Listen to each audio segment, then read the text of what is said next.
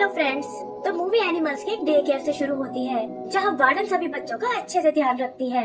यहाँ hide and seek खेलते हुए डैनियल नाम का बच्चा चीट करने की कोशिश करता है, लेकिन वार्डन उसे ऐसा नहीं करने देती और अपने पीछे खड़े ब्रैडली को जल्दी से छुपने को बोलती है। ब्रैडली बहुत ढूंढता है, लेकिन हर जगह पहले से ही कोई दूसरा एनिमल छुपा हुआ था और इस तरह उसे कोई जगह नहीं मिलती। इधर डैनियल की आँख खुलने वाली थी, तभी ब्रैडली को पास ही पड़ी रेत नजर आती है, जिसे डिग करके वो उसके अंदर चला जाता है। उसे जरा भी आइडिया नहीं था कि नीचे एक मैगी नाम के वॉम्बैट ने अपना सीक्रेट हाइड आउट बनाया हुआ है, जहां वो अपने टॉयज के साथ खेला करती थी और उसका सबसे बड़ा रूल था कि बॉयज इस जगह बिल्कुल अलाउड नहीं है। तभी अचानक ब्रैडली वहां आकर गिरता है। मैगी उस पर बहुत नाराज होती है कि तुम इस तरह मेरे हाइड आउट में नहीं आ सकते और वैसे भी बॉयज यहाँ बिल्कुल अलाउड नहीं है। तब ब्रैडली उसे बताता है कि ये मेरा यहाँ पहला दिन था, इसीलिए मुझसे गलती हो गई और ये कहकर वो वहाँ से जाने लगता है। पर मैगी उसे रोक लेती है और कहती है कि मेरे फ्रेंड्स को तुम्हारे रुकने से कोई प्रॉब्लम नहीं है, क्योंकि वैसे भी हमें एक नई वर्कर की जरूरत थी। तब ब्रैडली अपनी जेब से एक पूछ बार निकालता है, जो वॉम्बैट्स का पसंदीदा स्नैक्स है, और वो मिलकर उसे शेयर करने लगते हैं। फिर एक मोन्टाज के थ्रू हम उन्हें बड़ा होते हुए देखते हैं और पता चलता है कि उन्होंने आपस में शादी कर ली है। बहुत प्यार से उन्होंने अपने लिए एक नया घर बनाया है और इस तरह उनकी लाइफ अच्छे से गुजर रही थी। यही एक कंपनी टाउन का सबसे बड़ा स्टेडियम बना रही है और ये दोनों इसी में जॉब करते हैं। अपनी शिफ्ट खत्म करके वो निकलने ही वाले थे कि तभी अचानक वहाँ एक एक्सीडेंट हो जाता है और वो अंडरग्राउंड टनल ढहने लगती है। मैगी बहुत डर गई थी, लेकिन ब्रैडली तुरंत उसे भागने को बोलता है। भागते हुए वो दोनों एक डेड एंड तक आते हैं और मैगी को लगता है कि अब वो नहीं बच पाएंगे। तभी ब्रैडली अपने चश्मे पर एक रिफ्लेक्शन देखता है, जो सामने बने एक होल से आ रही थी। वो तुरंत उसे डिग करने लगता है ताकि बाहर जाने का रास्ता बना सके और फिर मैगी से वहाँ से निकलने को बोलता है, पर मैगी बीच में आकर अटक जाती है। ब्रैडली किसी तरह पुश करके उसे बाहर निकाल देता है, लेकिन इससे पहले कि वो खुद उसमें जा पाए, पत्थर गिरने से होल का मुंह बंद हो जाता है और ब्रैडली के पास अब बचने का कोई ऑप्शन नहीं था। इधर मैगी किसी तरह बाहर आ गई थी, लेकिन देखती है कि ब्रैडली पीछे कहीं नहीं है। उसे बचाने के लिए वो होल में वापस जाने की सोचती है, लेकिन तभी एक फेदर नाम का सुपर हीरो उसे रोक लेता है, जो यहाँ वर्कर्स की मदद करने आया था। मैगी उन्हें बहुत समझाती है कि उसका हस्बैंड अभी भी अंदर है, लेकिन वो उसकी एक नहीं सुनते और एम्बुलेंस में डालकर उसे वहाँ से दूर ले जाते हैं। आगे का सीन 6 महीने बाद का है, जहाँ मैगी की लाइफ अब बहुत बदल चुकी है। ब्रैडली के बिना वो खुद को बहुत अकेला फील करती है और किसी भी काम में उसका बिल्कुल मन नहीं लगता। उसने टनल्स के लगभग हर जगह चेक कर ली थी, पर ब्रैडली का आज तक कोई पता नहीं चला और अब बस एक आखिरी पॉइंट बचा है। वो टॉर्च लेकर उसे भी चेक करने जाती है, लेकिन यहाँ भी उसे कोई क्लू नहीं मिलता। अचानक उसे एक आवाज सुनाई देती है, जो जमीन के नीचे से आ रही थी, लेकिन खोदने पर पता चलता है कि ये तो एक बीवर फैमिली है, जिनकी डिनर पार्टी उसने खराब कर दी है। डैनियल, जो अब यहाँ का पुलिस चीफ है, उसे अपने ऑफिस में बुलाता है और कहता है कि तुम्हें ब्रैडली को ढूंढना बंद कर देना चाहिए, क्योंकि उसके बचने की कोई उम्मीद नहीं है। इस पर मैगी उसे एक बार केस फाइल दिखाने को बोलती है, ताकि तसल्ली कर सके कि सारी इन्वेस्टिगेशन सही ढंग से हुई है, लेकिन डैनियल इसकी परमिशन नहीं देता और कहता है कि यह सिर्फ लॉ ऑफिसर्स के लिए है। शाम को वो टीवी पर एक न्यूज देखती है कि बुश बैंडिट्स इस महीने की अपनी 5वीं चोरी करने वाले थे, लेकिन फेदर ने उन्हें पहले ही रोक लिया और इस बात से लोग बहुत खुश हैं। लेकिन मैगी को फेदर बिल्कुल पसंद नहीं था और गुस्से में वो टीवी को बंद कर देती है। आगे कुछ सामान खरीदने वो एक सुपरमार्केट में आती है, जिसका मैनेजर है स्वीट नाम का एक शुगर ग्लाइडर, और वो खुद को फेदर का सबसे बड़ा फैन समझता है और चाहता है कि एक दिन वो उसे अपना साइड किक बना ले। तभी वहाँ कुछ बेबी एनिमल्स आते हैं, जो बहुत ही शरारती थे और सुपरमार्केट में तबाही मचाने लगते हैं। स्वीट उन्हें रोकने की कोशिश करता है, लेकिन अचानक उन बेबी एनिमल्स की मॉम आ जाती है, जो गुस्से में स्वीट को खाने वाली थी। मैगी से ये बिल्कुल बर्दाश्त नहीं होता। वो एनिमल मॉम को मारकर वहाँ से भगा देती है और उसकी ताकत देखकर स्वीट बहुत इम्प्रेस होता है। वो कहता है कि तुम तो बिल्कुल एक सुपर हीरो के जैसी हो और उसे अपना नाम बताने को बोलता है। मैगी उसे बहुत समझाती है कि वो तो एक नॉर्मल वॉम्बैट है, लेकिन स्वीट ये मानने को बिल्कुल तैयार नहीं होता। वो उसे खुद को उसका साइकिक बनाने को बोलता है कि मैं तुम जैसे सुपर हीरो के बहुत काम आऊंगा और जल्द ही तुम भी फेदर जितनी पॉपुलर हो जाओगी। उसने तो मैगी के लिए एक नाम भी सोच लिया था, कॉम्बैट वॉम्बैट, और खुद वो बनेगा उसका साइडकिक गैलियन ग्लाइडर। लेकिन मैगी कहती है कि तुम इस काम के लिए बहुत छोटे हो और उसे अपना ध्यान रखने को बोलकर वहाँ से चली जाती है। उदास स्वीट एक बेंच पर बैठकर फेदर की कॉमिक पढ़ने लगता है। तभी उसे वो बुशी बैंडिट्स दिखाई देते हैं, जिन्होंने अभी अभी एक और चोरी को अंजाम दिया है और फेदर उनके पीछे लगा हुआ है। लेकिन तभी एक बैंडिट अपना रास्ता बदल लेता है और स्वीट को लगता है कि यहाँ उसे अपनी स्किल्स दिखानी चाहिए, क्योंकि अगर इसे पकड़ लिया तो शायद फेदर उससे इम्प्रेस हो जाएगा। भागते हुए वो एक बिल्डिंग की छत पर आते हैं जहाँ एक ऐसा इमरजेंसी एग्जिट है जो सिर्फ फ्लाइंग बर्ड्स के लिए था। लेकिन बैंडिट अपनी जुगाड़ की मदद से बच निकलता है और स्वीट उतरने के चक्कर में एक पोल पर लटक जाता है। मैगी ने भी न्यूज पर उसे देख लिया था, लेकिन उसे लगता है कि स्वीट को बचाने का काम तो पुलिस का है। तभी उसकी नजर ब्रैडली की फोटोज पर जाती है जो मुसीबत में फंसे लोगों की हमेशा मदद करता था, और इससे इंस्पायर होकर वो भी निकल पड़ती है।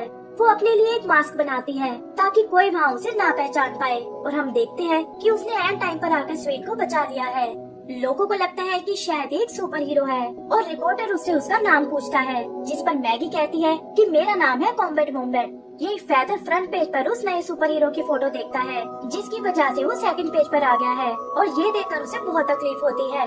लेकिन उसकी मैनेजर, जिसका नाम सीसी है, उसे कहती है कि चिंता करने की कोई जरूरत नहीं है और जल्द ही तुम फिर से फेमस हो जाओगे। उधर मैगी के घर पर स्वीट उसे जगाकर वो न्यूज़पेपर दिखाता है कि तुम्हारी सुपर हीरो की जर्नी अब शुरू होने वाली है और मैं बनूंगा तुम्हारा साइड किक। इस पर मैगी कल के इंसिडेंट के लिए उसे ट्रोल करती है कि तुम एक शुगर ग्लाइडर होकर भी ग्लाइड नहीं कर पाए तो साइड किक भला कैसे बनोगे। तब स्वीट उसे बताता है कि उसने अपने पेरेंट्स को बचपन में ही खो दिया और इसीलिए उसे ये सब सिखाने वाला कोई नहीं था। मैगी भी इमोशनल होकर उसे ब्रैडली के बारे में बताती है कि कैसे उसने एक ही दिन में अपनी जॉब और हस्बैंड दोनों को खो दिया। इस पर स्वीट कहता है कि तब तो तुम्हें सुपर हीरो वाली जॉब ले लेनी चाहिए, और उसे फेदर के कॉमिक दिखाता है जिसमें वो पुलिस चीफ डैनियल के साथ है। मैगी भी ये सोचकर मान जाती है कि सुपर हीरो भी एक तरह से लॉ ऑफिसर्स है और इससे ब्रैडली के केस फाइल तक पहुंचना आसान हो जाएगा। आगे हम उन दोनों को ट्रेनिंग करते हुए देखते हैं, जहाँ स्वीट फेदर की कॉमिक से मदद लेता है और जल्द ही वो इसके लिए तैयार हो जाते हैं। अब बस उन्हें एक मौके की तलाश थी ताकि वो अपनी स्किल्स दिखा सके, और जल्दी ही वो उन्हें मिल जाता है। वो देखते हैं कि एक एनिमल की गाड़ी का एक्सीडेंट हो गया है जो किसी भी वक्त खाई में गिरने वाला है, और मैगी अपनी ताकत के दम पर उसे बचा लेती है। इसी तरह से वो कुछ दूसरे लोगों की भी मदद करती है और जल्दी ही वो दोनों फेमस हो जाते हैं। एक दिन फेदर की मैनेजर सीसी उसके पास आती है कि मेरे पास तुम्हारे लिए एक अमेजिंग ऑफर है, और वो दोनों उससे मिलने उसके ऑफिस में जाते हैं। सीसी के ऑफिस में एक गोल्ड स्टैचू रखा हुआ था जिसके बारे में स्वीट मैगी को बताता है कि ये सिटी का पीस आइडल है और फेदर और सीसी को उनकी सर्विसेज के लिए दिया गया है। फिर जल्दी ही उनकी मुलाकात सीसी से होती है जो चाहती थी कि मैगी उसके साथ एक कॉन्ट्रैक्ट साइन कर ले ताकि वो दोनों खूब पैसे कमा सके। पर मैगी कहती है कि मैं ये काम लोगों की भलाई के लिए कर रही हूँ और मुझे तुम्हारे ऑफर में कोई इंटरेस्ट नहीं है। यही फेदर भी छुपकर उन्हें देख रहा था जो इन सब से बिल्कुल खुश नहीं है। अगले दिन वो टीवी पर एक न्यूज देखते हैं कि बुशी बैंडिट्स एक बार फिर एक्टिव हो गए हैं, लेकिन फेदर उन्हें रोकने नहीं आया।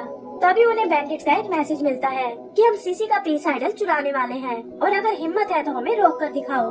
मैगी और स्वीट उन्हें रोकने जाते हैं, लेकिन देखते हैं कि पीस आइडल तो पहले से ही गायब है और ये सब तो उन्हें फंसाने के लिए एक सेटअप था।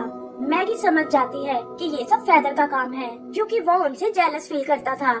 तभी बिल्डिंग का सिक्योरिटी गार्ड वहाँ आता है जिसे लगता है कि वो आइडल शायद इन्हीं दोनों ने चुराया है, और वो पैनिक बटन को प्रेस कर देता है। मैगी स्वीट को लेकर वहाँ से भागने की कोशिश करती है, पर नीचे तो पब्लिक पहले से ही जमा थी जिनमें कुछ रिपोर्टर्स भी शामिल हैं।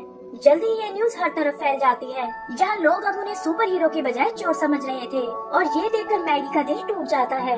वो सोचती है कि चोर तो मैं बन ही चुकी हूँ, और गुस्से में पुलिस स्टेशन जाकर ब्रैडली की केस फाइल को चुरा लेती है। घर पर उसका सामना स्वीट से होता है जो यहाँ उसे चेक करने आया था और उसके हाथ में पकड़ी उस फाइल के बारे में पूछता है। तभी न्यूज में पुलिस स्टेशन में चोरी की खबर आती है और स्वीट समझ जाता है कि ये सब मैगी का ही काम है। तब मैगी उसे सारी बात बताती है कि ये सब उसने अपने हस्बैंड को ढूंढने के लिए किया है और सुपर हीरो भी वो इसीलिए बनी थी ताकि इन फाइल्स तक पहुंच सके। स्वीट को ये सुनकर बहुत दुख होता है कि मैगी आज तक उसे धोखा दे रही थी, और वो ये कहकर चला जाता है कि तुम्हें दूसरों की फीलिंग्स की कोई कदर नहीं है। जहाँ मैगी उसकी स्क्रैप बुक को चेक करती है जहाँ स्वीट ने उन दोनों के स्केचेस बनाए हुए थे, और ये देखकर वो रोने लगती है कि उसे स्वीट के साथ ऐसा नहीं करना चाहिए था। तभी ब्रैडली की फोटो से आवाज आती है जो उसे स्वीट से माफी मांगने को बोलता है, और मैगी भी शायद यही चाहती थी। यहाँ पेपर्स उठाते हुए मैगी एक वर्कर की फोटो को देखती है जो टनल में हुए हादसे के टाइम वहीं मौजूद था, और उसे इन सभी इवेंट्स में एक कनेक्शन नजर आता है। तभी उसकी नजर न्यूज पर जाती है जहाँ भेस बदलकर यही वर्कर उसके खिलाफ इंटरव्यू दे रहा है। फिर वो अपनी पहले की रिसर्च के कुछ और पेपर्स निकालती है जहाँ अलग अलग रूप में यही वर्कर मौजूद है, और फेदर हर बार इसे ही बचाता था। यही उसे उस वर्कर का एड्रेस लिखा हुआ मिलता है, और वो प्लान करती है कि सच्चाई जानने के लिए इस वर्कर को इंटेरोगेट करना होगा। पर उससे पहले वो स्वीट को मनाने आती है जो अभी भी उससे बहुत नाराज है। मैगी उसे उसकी स्क्रैप बुक दिखाती है, लेकिन स्वीट को इससे कोई फर्क नहीं पड़ता और गुस्से में वो स्क्रैप बुक को बंद कर देता है। फाइनली मैगी उसे एक सूट दिखाती है जो खास उसने स्वीट के लिए बनाया है और ये देखकर उसका सारा गुस्सा दूर हो जाता है। मैगी कहती है कि मेरे पास एक नया मिशन है और बिना अपने साइड किक के मैं इसे पूरा नहीं कर सकती। आगे हम पेरी नाम के उस वर्कर को देखते हैं जो असल में एक टीवी एक्टर है और फिलहाल अपने डायलॉग्स की प्रैक्टिस कर रहा था। पर तभी अचानक मैगी वहाँ आ जाती है।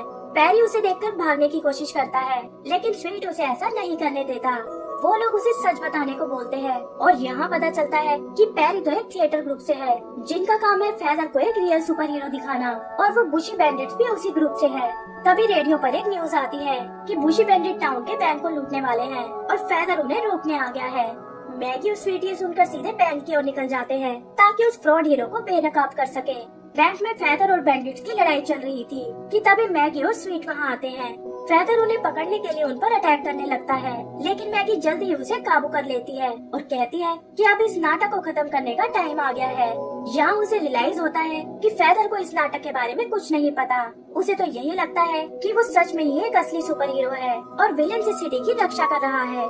तभी वहाँ सीसी आती है जिसने बुशी बैंडिट्स को वहाँ से भगा दिया है और पता चलता है कि ये सारा खेल उसी का रचा हुआ है। वो जानबूझकर फेदर को एक सुपर हीरो शो करती थी ताकि उसे मिले प्रमोशंस के थ्रू पैसा कमा सके। फेदर को उस पर बहुत गुस्सा आता है। वो उसे सबक सिखाना चाहता था लेकिन सीसी एक हाथ से ही उसे रोककर दूर उछाल देती है। स्टेडियम वाला हादसा भी सीसी ने ही कराया था और ये सुनकर मैगी को ब्रैडली का ध्यान आता है।